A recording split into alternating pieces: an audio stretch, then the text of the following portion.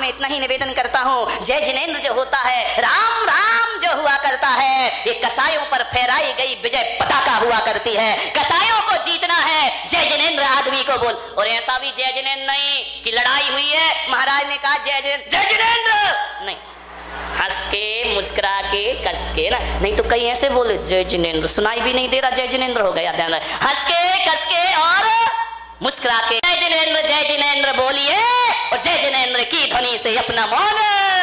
कितनी बहुएं नियम ले रही हैं कि हम अपने से घर में बड़ों को जय जिनेंद्र बोलेंगे, हाथ उठाओ जरा। हे भगवान, बाकी सब क्या करने, अरे राम राम बोलना, जो राम को मानते हैं राम राम बोले, जो जिनेंद्र को मानते हैं वो जय जिनेंद्र बोले। आपसे भी निवेदन है, हाथ उठा के विश्वास दिलाओ अपने घरों। आदमी बहुत सीधा यहाँ का, यार महाराष्ट्र का देखो, इनने तो हाथ पूरे नहीं उठाए, आदमी ने फट से उठा दिए।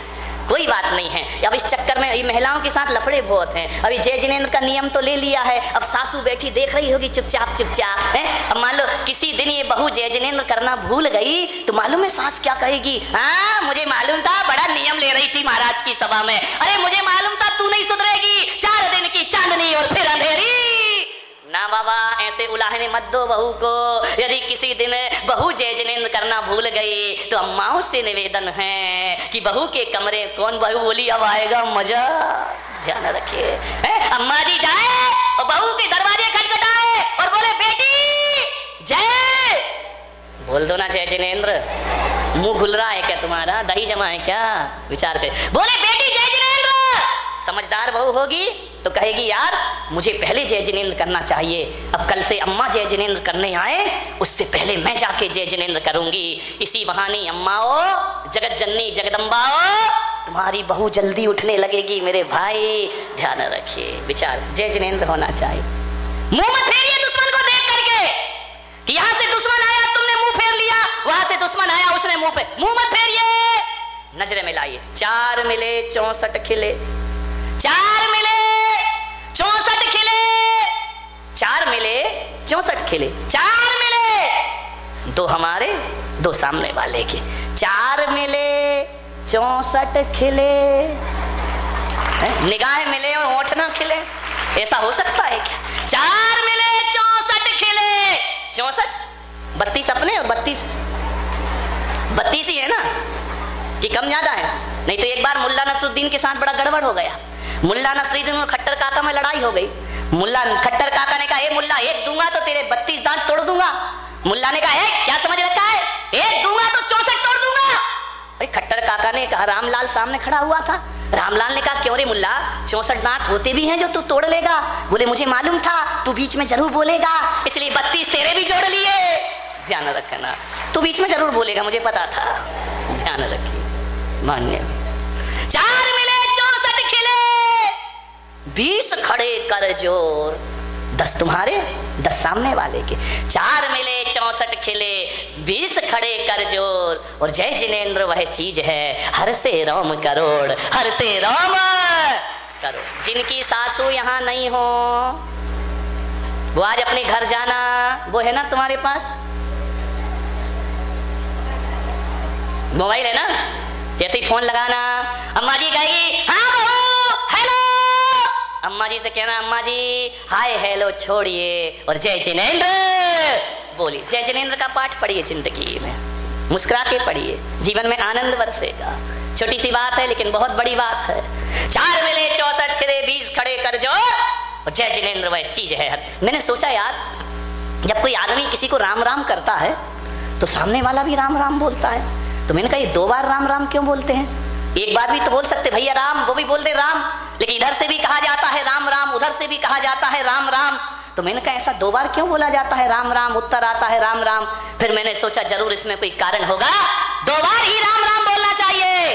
इसलिए बोलना चाहिए कि जे 2 बार यदि राम राम बोला जाता है तो सामने वाला भी राम राम कहता है। इसका मतलब इतना है जो बोल रहा है उसमें भी राम समाये हैं और जिससे बोला जा रहा है उसमें भी राम समाये हैं। तो राम से राम का मिलन राम राम होता है और जिनेंद्र से जिनेंद्र का मिलन जय जिनेंद्र हुआ करता है। ध्यान रखिए, तुम्हारे भीतर भी राम है, मेरे भी, मुझ में राम, तुझ में राम, सब में राम समाया है। कर लो सभी से प्यार, यहाँ पर कोई नहीं पराया है। ध्यान रखिए, सब किस लिए राम ही राम बसे हुए हैं। मान्यवर कबीर थे, बहुत बड़े संत। उनके जीवन में बड़ा आनंद था। पति पत्नी साथ रहते थे,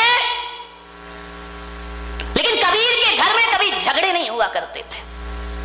पड़ोस वाले हैरान हो गए, ऐसा तो कोई घर नहीं होगा जहां पति पत्नी झगड़ा नहीं करें। लड़ाई तो होती होगी बिना सिर पैर की, लेकिन लड़ाई तो होगी ना। पति पत्नी का झगड़ा कोई सीरियस झगड़ा थोड़ी होता है। एक बार क्या हुआ, पति पत्नी में झगड़ा हो गया, दोनों तलाक लेने पहुंच गए मजिस्ट्रेट के पास। मजिस्ट्रेट ने कहा भाई पति पत्नी एक बार और सोच लो, ये झगड़ा मत करो, एक हो जाओ दोनों। बोले नहीं नहीं, अब तो तलाक होगी, चाहे कुछ भी हो जाए, अब हम साथ नहीं रहेंगे। अरे मजिस्ट्रेट ने कहा थोड़ा और सोच लो, तलाक मत लो। बोले नहीं, तलाक दीजिए, मैं इस आदमी के साथ एक पल भी नहीं रह सकती हूँ। तो मजिस्ट्रेट ने कहा फिर ऐसा करो, तुम्हारी संपदा का आधा आधा बंटवारा कर लेते हैं, आधा पत्नी को दे दो, आधा तुम ले लो। बोले ठीक है बांट दो। सारी संपदा बट गई। लड़का एक ही था।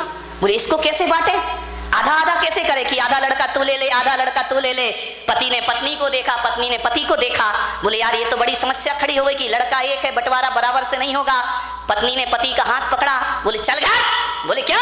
बोले अगले साल आएंगे। ऐसा तो पति पत्नी का झगड़ा है। अब एक साल और निभाएंगे, एक और हो जाने तो बराबर का बंटवारा होना चाहिए।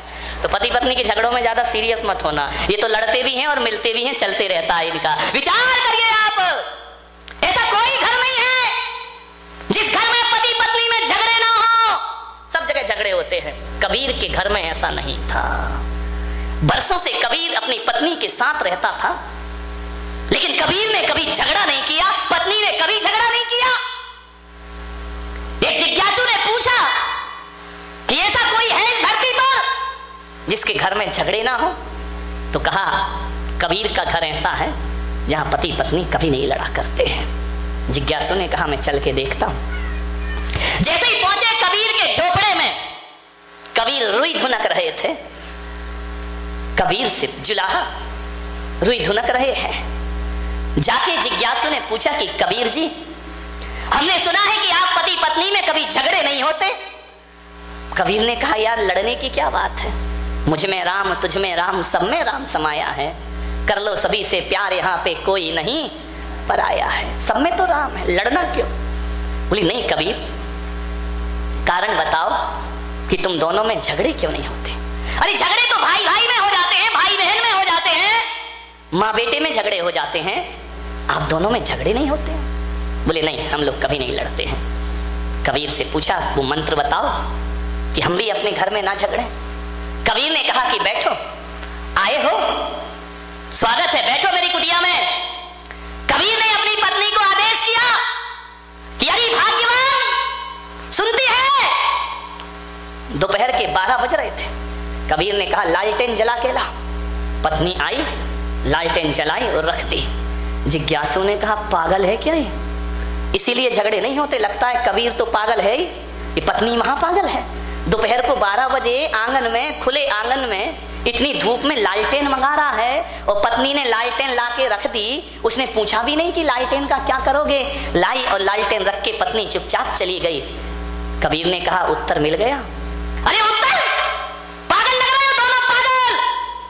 कबीर ने कहा पागल ही समझो। कबीर ने कहा ठहर, अभी उत्तर नहीं मिला तुझे।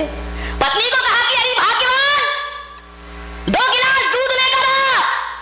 पत्नी गई, दूध के 2 गिलास लाई, एक कबीर के सामने रखा, एक जिज्ञासु के सामने रखा। कबीर ने दूध का गिलास उठाया, गटागट दूध पी गए और आनंद के साथ पी गए। जिज्ञासु को कहा कि तुम भी पियो। जिज्ञासु ने जैसे ही मुंह में लिया, दूध थूक दिया उसने। बोले ये दूध है क्या? ये पागलों का घर है, पागलों का। कबीर ने कहा उत्तर मिल गया। बोले ये क्या उत्तर है, ये तेरी पत्नी पागल है क्या? बोले क्या? बोले दूध में नमक डाल के लाई है, शक्कर डालना चाहिए, चीनी डालना चाहिए, नमक डाल के लाई है। कबीर ने कहा उत्तर मिल गया। अरे बोले ये कोई उत्तर है क्या? कबीर ने कहा तो सुन, जाते जाते उत्तर सुन के जा। हम दोनों पति पत्नी के बीच में प्रेम है, ध्यान रखना। हम दोनों पति पत्नी के बीच में समर्पण है, हमारे बीच में तर्क नहीं है। जब मैंने 12 बजे दिन में उससे लालटेन लाने को कहा तो पत्नी ने कोई प्रश्न नहीं किया, चुपचाप लालटेन रख के चली गई।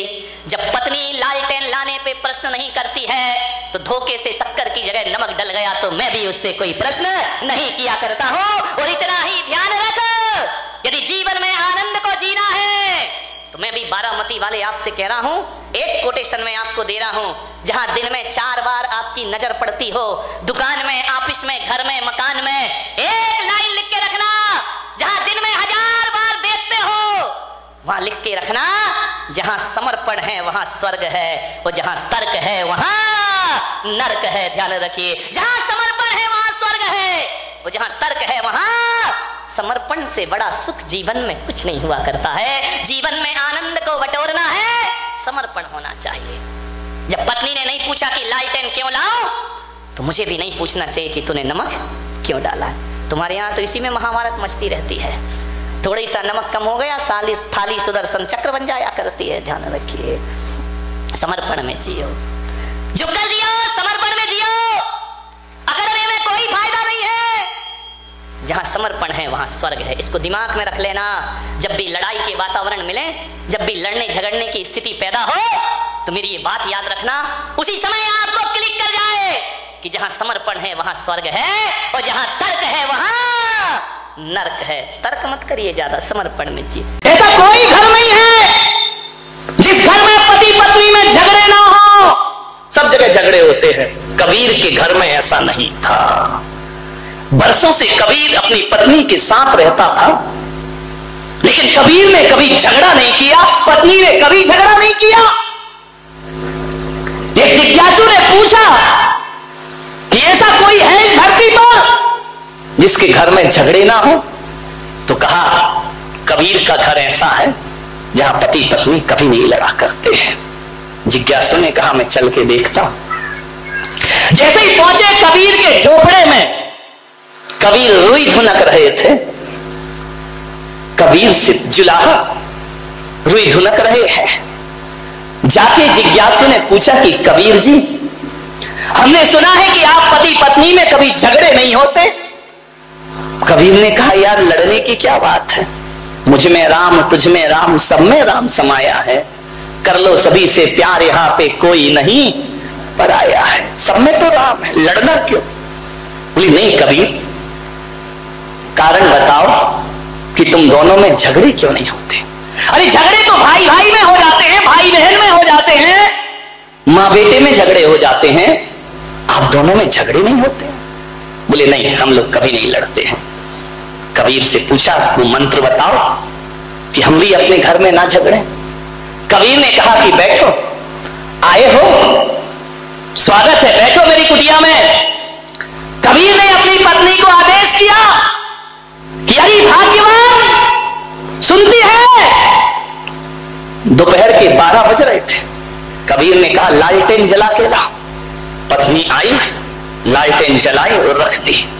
जिज्ञासु ने कहा पागल है क्या ये, इसीलिए झगड़े नहीं होते। लगता है कबीर तो पागल है ही, ये पत्नी महापागल है। दोपहर को 12 बजे आंगन में, खुले आंगन में इतनी धूप में लालटेन मंगा रहा है, और पत्नी ने लालटेन लाके रख दी। उसने पूछा भी नहीं कि लालटेन का क्या करोगे। लाई और लालटेन रख के पत्नी चुपचाप चली गई। कबीर ने कहा उत्तर मिल गया। अरे उत्तर, पागल लग रहे हो दोनों, पागल। कबीर ने कहा पागल ही समझो। कबीर ने कहा ठहर, अभी उत्तर नहीं मिला तुझे। पत्नी को कहा कि अरे भाग्यवान, 2 गिलास दूध लेकर आ। पत्नी गई, दूध के 2 गिलास लाई, एक कबीर के सामने रखा, एक जिज्ञासु के सामने रखा। कबीर ने दूध का गिलास उठाया, गटागट दूध पी गए और आनंद के साथ पी गए। जिज्ञासु को कहा कि तुम भी पियो। जिज्ञासु ने जैसे ही मुंह में लिया, दूध थूक दिया उसने। बोले ये दूध है क्या? ये पागलों का घर है, पागलों का। कबीर ने कहा उत्तर मिल गया। बोले ये क्या उत्तर है, ये तेरी पत्नी पागल है क्या? बोले क्या? बोले दूध में नमक डाल के लाई है, शक्कर डालना चाहिए, चीनी डालना चाहिए, नमक डाल के लाई है। कबीर ने कहा उत्तर मिल गया। अरे बोले ये कोई उत्तर है क्या? कबीर ने कहा तो सुन, जाते जाते उत्तर सुन के जा। हम दोनों पति पत्नी के बीच में प्रेम है, ध्यान रखना। हम दोनों पति पत्नी के बीच में समर्पण है, हमारे बीच में तर्क नहीं है। जब मैंने 12 बजे दिन में उससे लालटेन लाने को कहा, तो पत्नी ने कोई प्रश्न नहीं किया, चुपचाप लालटेन रख के चली गई। जब पत्नी लालटेन लाने पे प्रश्न नहीं करती है तो धोखे से शक्कर की जगह नमक डल गया तो मैं भी उससे कोई प्रश्न नहीं किया करता हूं। और इतना ही ध्यान रख, यदि जीवन में आनंद को जीना है तो मैं भी बारामती वाले आपसे कह रहा हूं, एक कोटेशन में आपको दे रहा हूं, जहां दिन में 4 बार आपकी नजर पड़ती हो, दुकान में, ऑफिस में, घर में, मकान में, एक लाइन लिख के रखना। जहां दिन में 1000 बार देखते हो वहां लिख के रखना, जहां समर्पण है वहां स्वर्ग है, और जहां तर्क है वहां नरक है। ध्यान रखिए, जहां समर्पण है वहां स्वर्ग है, और जहां तर्क है वहां समर्पण से बड़ा सुख जीवन में कुछ नहीं हुआ करता है। जीवन में आनंद को बटोरना है, समर्पण होना चाहिए।